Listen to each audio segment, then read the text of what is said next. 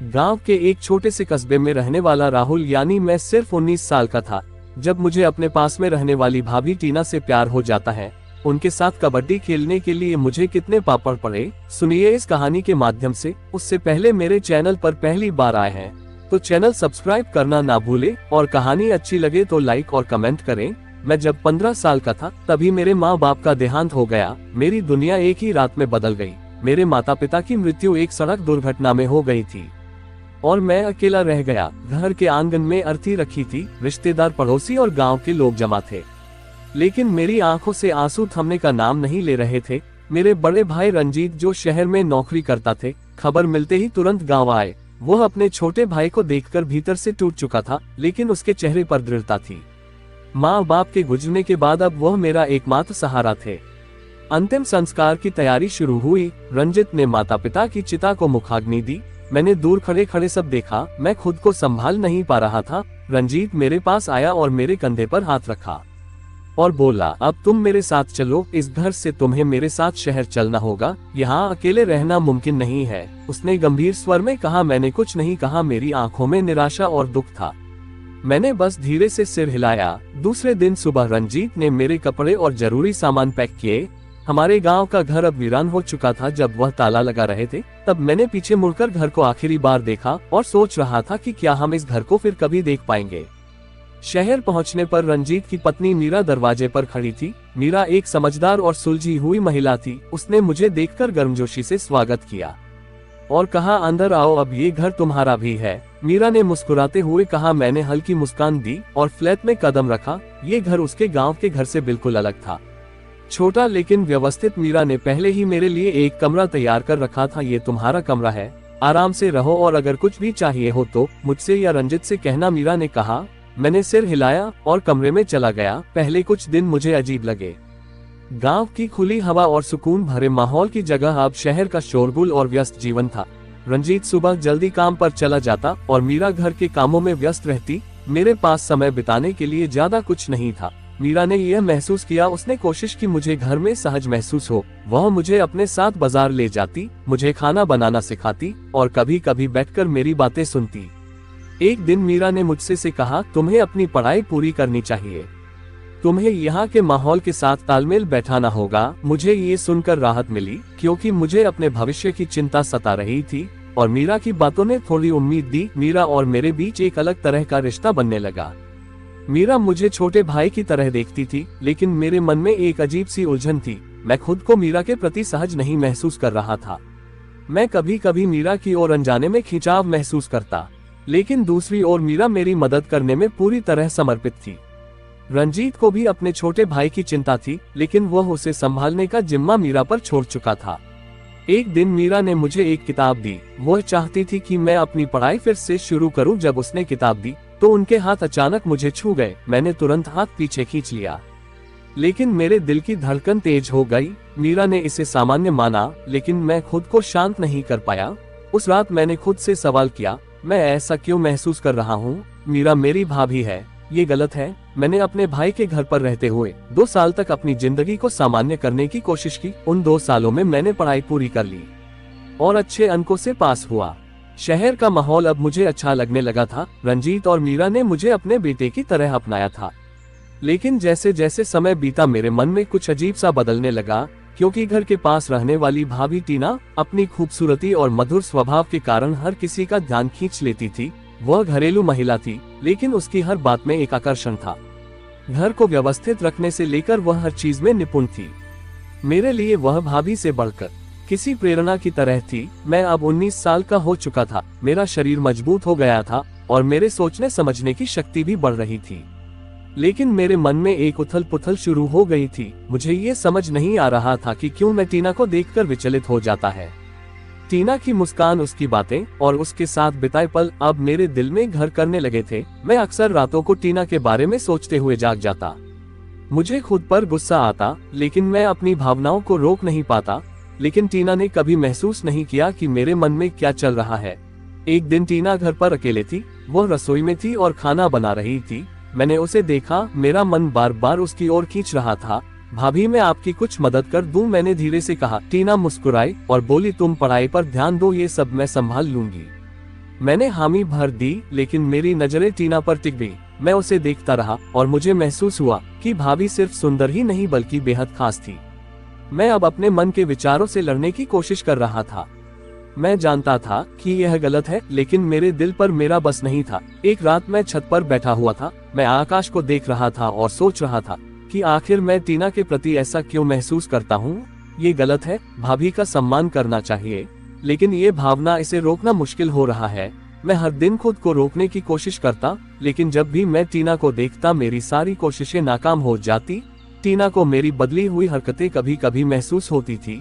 वह देखती थी कि मैं उसे बहुत ध्यान से देखता हूँ। कभी कभी मैं अनजाने में टीना के करीब आने की कोशिश करता, लेकिन टीना इसे मासूमियत समझती थी। एक दिन जब मैं पढ़ाई कर रहा था, टीना मेरे पास आए और पानी का गिलास दिया और बोली, तुम बहुत मेहनत कर रहे हो, कुछ देर आराम कर लो। मैंने उसकी तरफ देखा। मेरी आंखों में कुछ था, एक गहराई जिसे टीना ने कभी नहीं देखा था।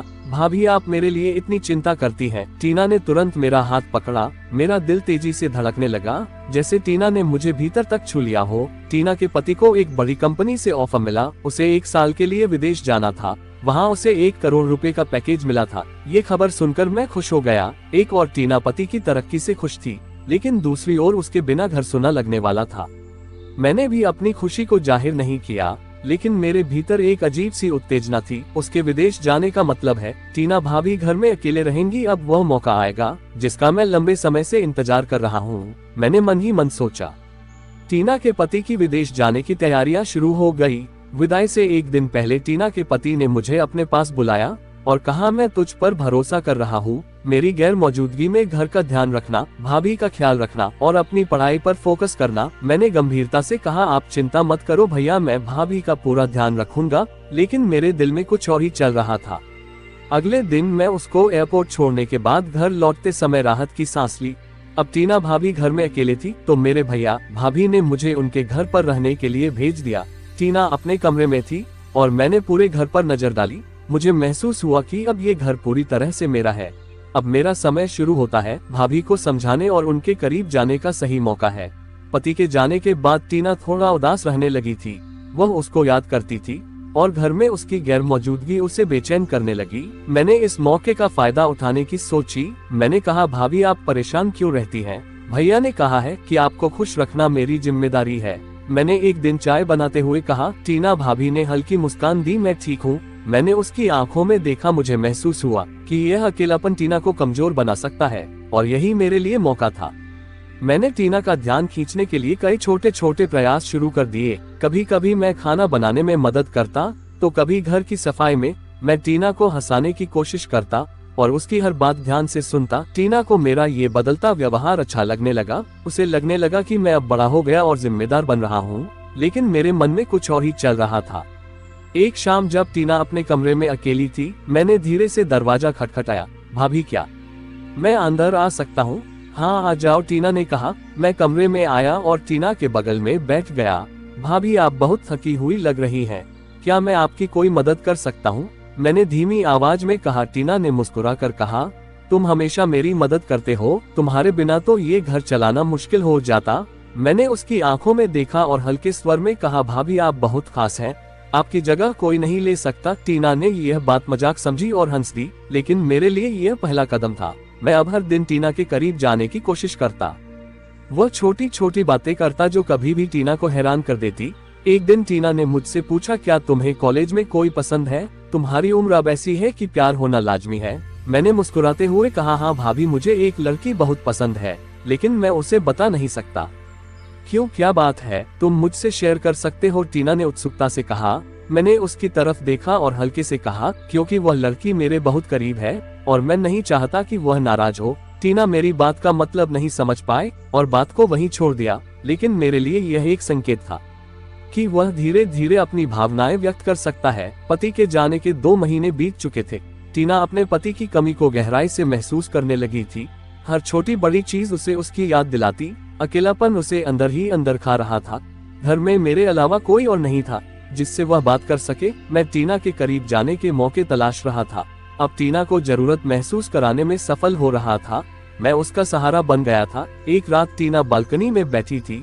हल्की ठंडी हवा चल रही थी और वह चुपचाप चाय पी रही थी। मैं उसके पास आकर खड़ा हो गया। भाभी आप इतनी देर रात तक क्यों जाग रही हैं? मैंने पूछा। कुछ नहीं, बस नींद नहीं आ रही, टीना ने जवाब दिया।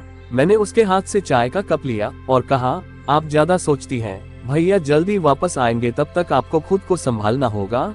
टीना मेरी बात सुनकर मुस्कुराई। तुम सही कहते हो, लेकिन कभी कभी दिल को समझाना मुश्किल होता है।